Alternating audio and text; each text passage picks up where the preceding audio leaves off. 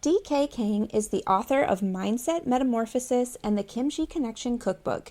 His work blends practical mindset tools, faith-based endurance, and wellness strategies rooted in real-world adversity. He doesn't just speak about resilience, he's lived it. After hitting rock bottom and experiencing catastrophic event after event, he was emotionally, financially, and spiritually exhausted. For D.K., rock bottom didn't last. He was able to rebuild one step at a time thanks to years of martial arts training, faith, and discipline. He turned his journey into his mission to help others transform when life hits hard. Whether you're battling burnout, a health struggle, a career setback, loss, or simply finding yourself asking, what's next? DK will empower you with the tools to move forward with grit, gratitude, and grace. Let's dive into the episode.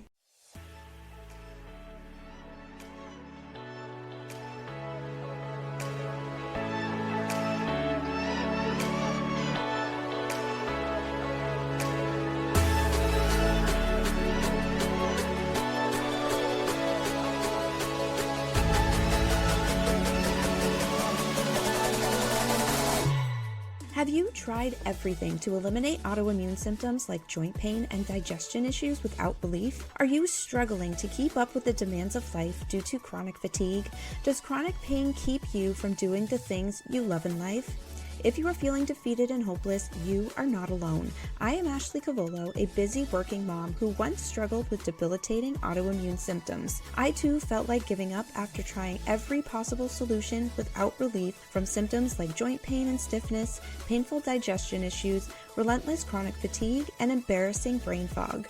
Until it was time to stop allowing the pain to control my life. I dove into the root cause of autoimmune diseases and was shocked to find the answer is not found in endless doctor visits, harsh medications, expensive supplements, or strict food lists.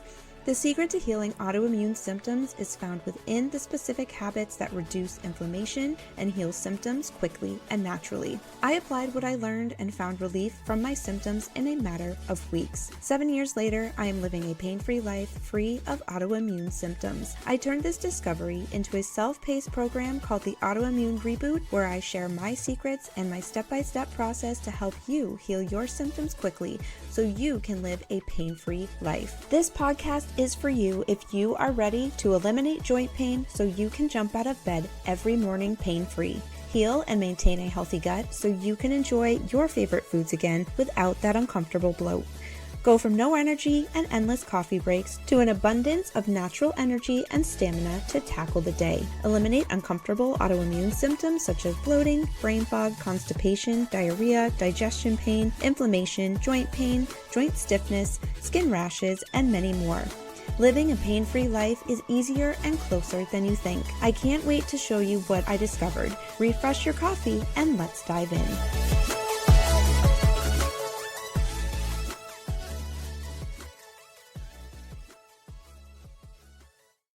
Welcome to the show. I have D.K. Kang here. D.K., welcome. Thank you for being here. Yeah, thank you for having me. If you could please share your story and tell us how you got here. In 2024, my wife got diagnosed with breast cancer. About a month later, I'm reading this book called The Breast Cancer Husband at this time.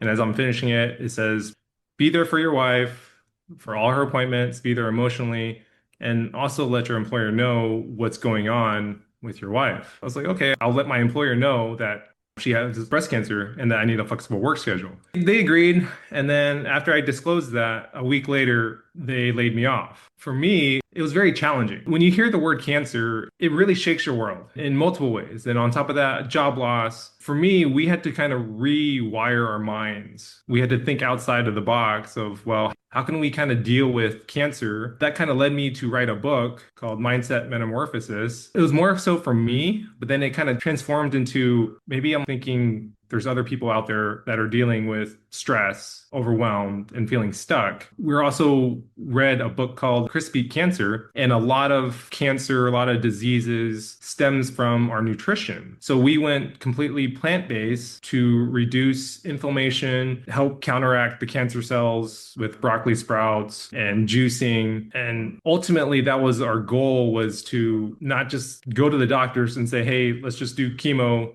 and let's just do whatever the doctor says. We took responsibility on ourselves and to learn as much as we can about cancer, about nutrition, and why plant-based nutrition really helps with not only cancer, but with autoimmune diseases, because a lot of it is inflammation markers that increase the cancer cells or the autoimmune diseases. My journey growing up, my parents are Korean. We ate a lot of fermented foods and a lot of vegetables. I didn't grow up with the standard American diet, the SAD diet, with all the processed foods. And my diet was basically plant-based already, with a little bit of meat here and there, but not a whole lot. I have another book called the Kimchi Cookbook, and it's just integrating kimchi into different dishes and trying to incorporate it into your daily life. There's so many benefits to fermentation with foods that are fermented.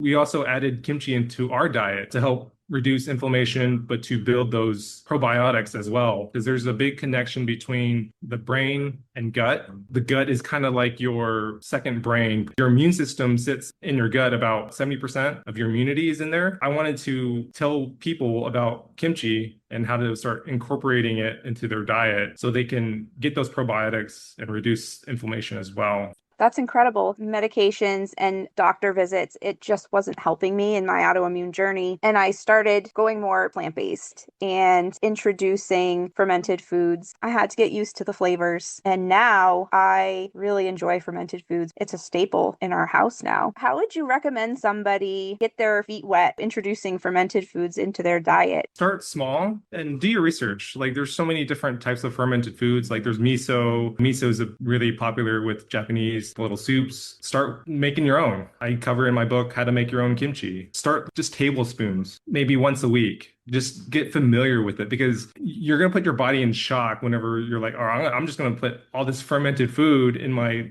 diet. And then your body just doesn't know what to do. So I would say just start small, like tablespoons once a week, and then gradually increase it to maybe like 2 tablespoons a week. You're going to be eating fermented foods on a daily basis. For me, I grew up eating it since I was like 2. Breakfast, lunch, and dinner. I was always accustomed to it. Start small, and that'll get you there. Excellent advice. I highly recommend, if listeners have not tried it, that they try to incorporate it a little bit at a time into their diet. When you and your wife transitioned into plant-based diet, how quickly did you and your wife start to notice differences in your health? Like I said, I've already been pretty healthy and on a plant-based my entire life. My wife, on the other hand, I would say it took her about a month or 2 to really feel a difference. When she went through her first chemo treatment, she just had no energy, because chemo takes everything out of you. I mean, it destroys the good and the bad. Any type of cancer cells, good cells, everything. At the same time, we were doing research, reading about broccoli sprouts. We added broccoli sprouts into our diet. But then it was like also like, well, let's add mushrooms into our diet.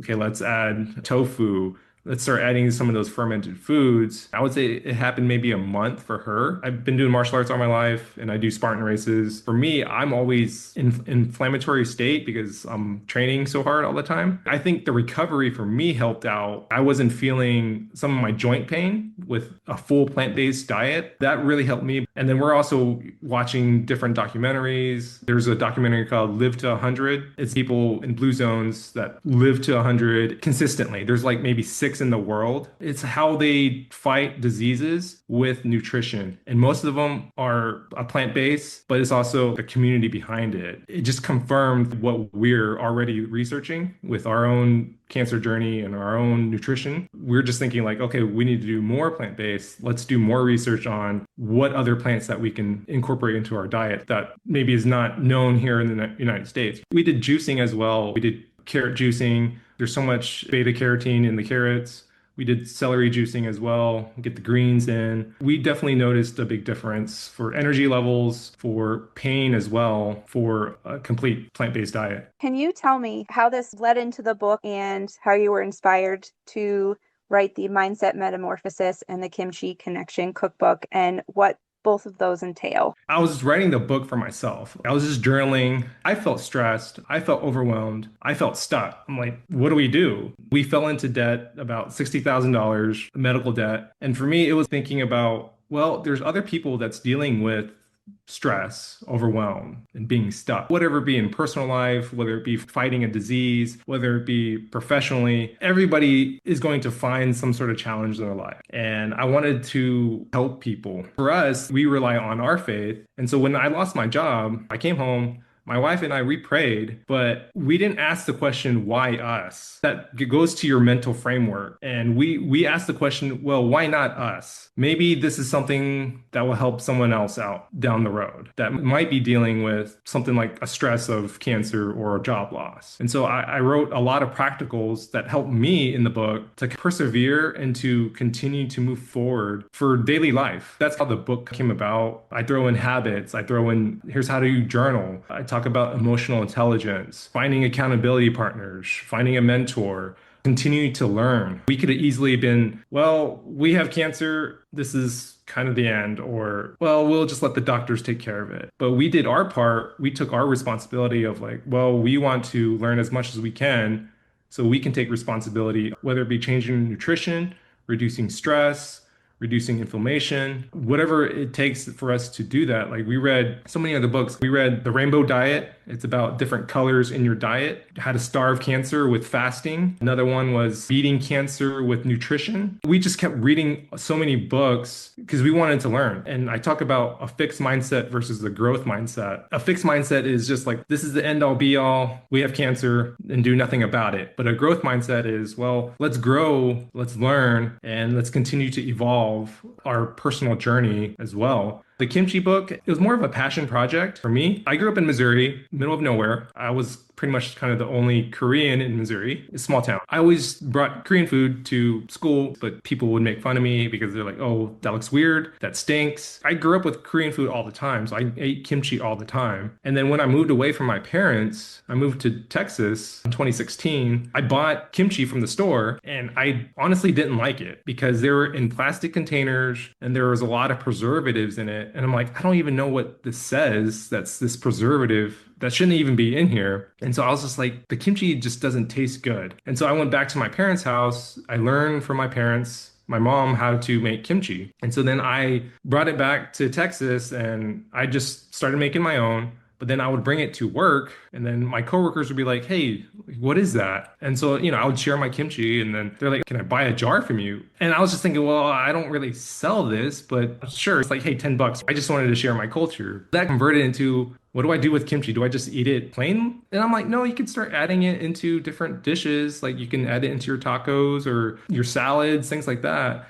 But I kept getting this question every single time, what do I do with this? And so that kind of morphed into my book, How to Make Your Own and how to start incorporating into your diet. As I'm doing more research, I'm like, wow, there's a big connection with kimchi in your gut, with your immune, with inflammation. I also want to educate people in the benefits of kimchi and the benefits of fermented foods in your overall health. And so that's how it transformed into a book. I'm not sure if you are aware of who Terry Walls is, but she healed from MS. And she posts on Instagram often showing her meals. She's created a whole system, a diet, and she incorporates fermented foods. She'll put steak, vegetables, greens, but she'll always add a fermented food. What is your favorite way to have kimchi in your meals? I've done it on pizzas. I've done it on nachos. Okay. I've done it in a chili. I just love kimchi. So I like to put it in pretty much anything because I always have kimchi in the fridge. It's something I call the kimchi mindset. If you look at kimchi,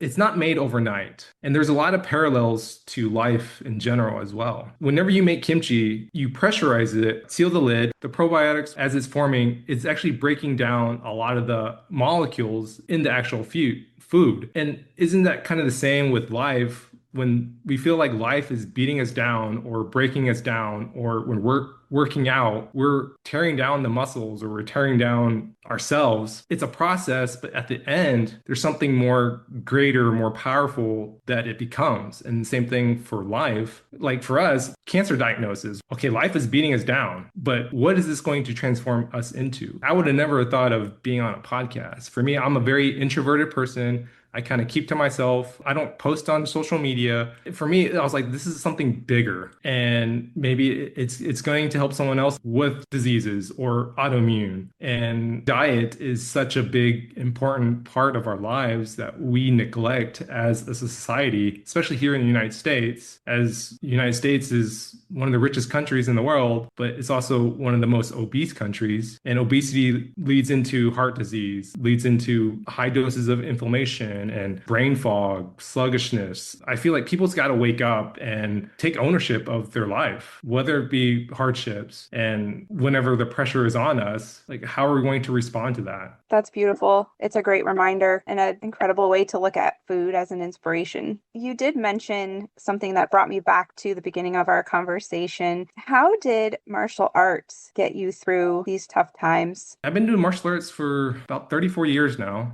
I started at the age of 5. There's so many benefits because it's hard. At the end of the day, if you show up, if you're doing push-ups, if you're learning a new kick, like if you're sparring, someone's punching at your face, kicking at your face, it's how do you respond in those situations? Sometimes fear kicks in and it's like, oh, I want to run away. I want to turn the opposite direction because someone's trying to kick me in the face. It could be scary. Is this kick going to knock me out? Do I dodge it? Do I block it? Do I move out of the way? Do I attack before it does? And it's the same with life. When life throws us punches, metaphorically, or kicks to our face, whatever it be, cancer, autoimmune diseases, whatever it is that we're facing in life, financial issues, it's how do we respond to it?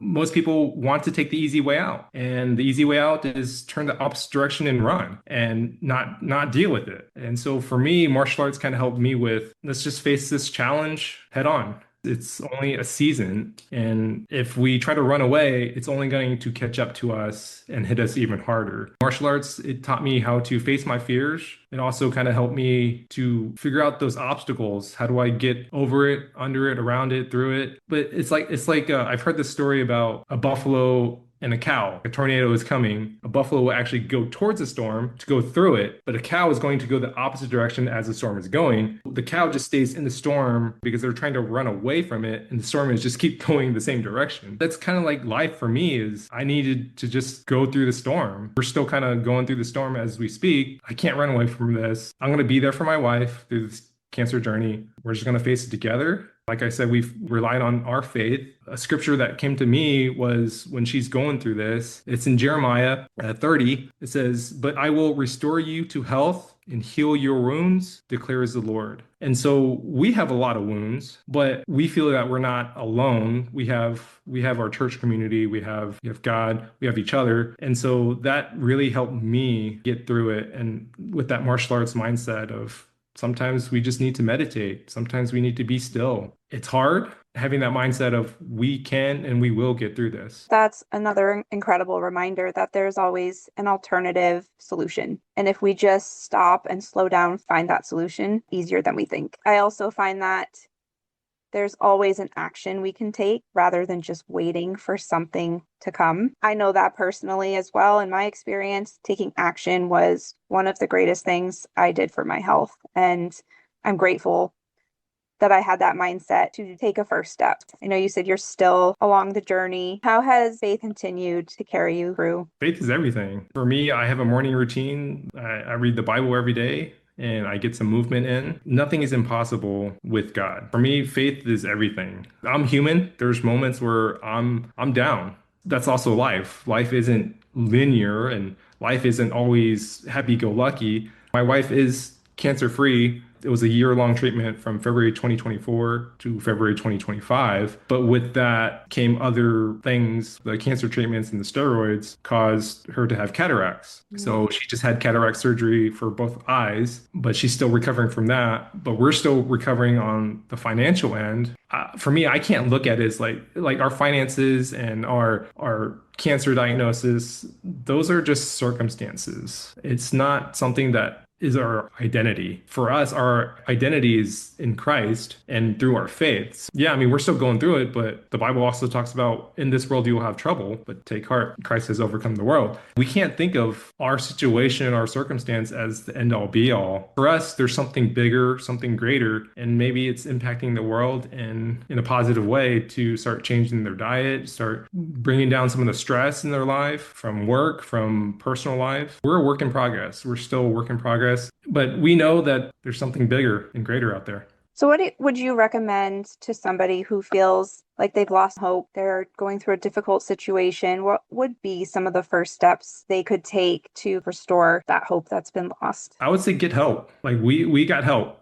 Sometimes it was professionally, sometimes it was through our community, of church. Sometimes it was close friends. I remember times when I don't know how we're going to pay for rent, and then somehow we get a donation just randomly from one of our friends saying, hey, it's an anonymous donation. And it was like the exact amount of rent. I think so many of us are scared to get help, whether it be professionally or just to even talk about this is what's going on. And I'm just feeling hopeless right now. And maybe we just needing a sounding board, like accountability partner, just say, hey, I'm going through this. What are your thoughts on this? Or how can you help me to get through this? I think so many of us try to like stuff things, and it's not a good thing to do. If we keep stuffing it, it's just going to implode, and then we're going to have a mental breakdown, and it's going to be rough because we're not made on earth to do this alone. There's 8 billion people. I mean, obviously we need each other. We need friends. We need a circle. We need a community. We need a mentor sometimes. And like you're saying, take action. I talk about my book. You can read my book, but there's like challenges in there like, hey, go do this, try it, see if it works for you. If not, well, move on to the next thing and see if that works for you to help you with stress, to help you with being overwhelmed or being stuck. And if you don't take action, you're just going to be stuck all your life. That's how we learn, though, is we take action. Be a human being. Go do. That's what we're meant to do. Absolutely. That's wonderful. And I will say too, there are, for the listeners, many Facebook groups out there. If you don't know where to start, that's a great start. You can connect with others. Sometimes connecting with people, you will crack the door open to a new path or a new idea, and it will welcome you to a whole new world that you didn't even know existed. The last question I have for you, which I always ask my guest, is what would be your message, your one message to that person who is struggling right now? They don't know what to do, where to turn, and they've lost hope. What is your message for that person? Don't give up. It's easier to give up than to continue to move forward. Whether you're moving forward with imperfections or if it's a baby step in any direction that you're trying to go, it's at least some movement. There's a saying that says to walk 1,000 miles starts with one step. Just take those small steps. It'll be worth it in the end. DK, thank you so much for being here. Where can the listeners connect with you? So if you go to my website, dkkang.com, if you sign up for my newsletter, I'm actually giving away the first chapter of my mindset book for you to start diving in, maybe start learning about yourself. And if you enjoy it, go ahead and pick up my book. It's on Amazon. The Kimchi Connection Cookbook is as well on Amazon. I'm actually in the process of updating it. I did more research and I wanted to add it into the book about the gut brain and the different probiotics that goes with it. Hopefully I can get that done in the next week or so. But those are both on Amazon. If you just want to connect, go to my website. I'll share all this information in the show notes. Thank you so much for sharing your inspiring story.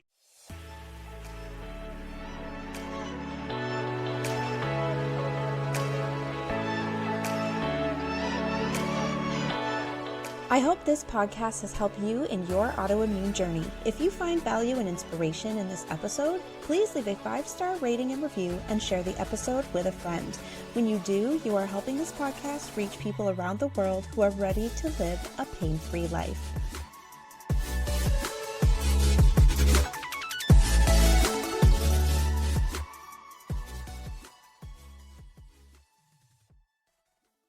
The information and opinions shared in this podcast are for educational and informational purposes only. The content within this podcast is not a substitute for professional care. Always seek the advice of a physician or medical professional to answer health-related questions. Implementing the advice shared on this podcast should be done at your own risk. Actions taken by listeners as a result of the content shared on this podcast is not the responsibility of the host or creator. This podcast does not endorse and is not affiliated with treatments or products mentioned in this podcast unless otherwise specified. Products or treatments shared in this podcast are for informational purposes only. Always seek the advice of a medical professional for answers to product or treatment questions. All content, including but not limited to text, graphics, logos, and material shared under the Autoimmune Reboot podcast, is protected by copyright and all applicable laws. Any kind of unauthorized distribution or use of this content is strictly prohibited and will be prosecuted to the fullest extent of the law. Listening to this podcast is acknowledging your agreement with these terms.